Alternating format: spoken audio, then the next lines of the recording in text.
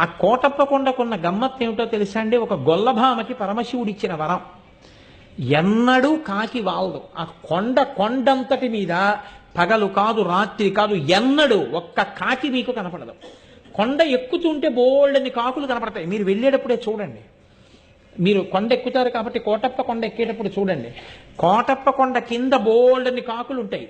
కోటప్ప కొండ ఎక్కడం మొదలెట్టినప్పటి నుంచి చూడండి, ఒక్క కాకి అంటే ఒక్క కాకి మీకు ఆ కొండ మీద వాలడం. ఎక్కడ ఓ చెట్టు మీద రాతి మీద వాలడం. కారణం, ఒక గొల్లభామ రోజు అక్కడ ఉన్నటువంటి శివుడికి తీసుకొచ్చి అన్నం పెడుతుండేది, పెరుగు అవిని. ఆయన తింటుండేవాడు. నువ్వు ఊళ్ళోకి రా అంటుండేది ఆవిడ. అంటే ఆయన నవ్వేసి ఉడుకునేవాడు. దక్షిణామూర్తి, ఆయన నిశ్శబ్దంగా ఉండేవారు.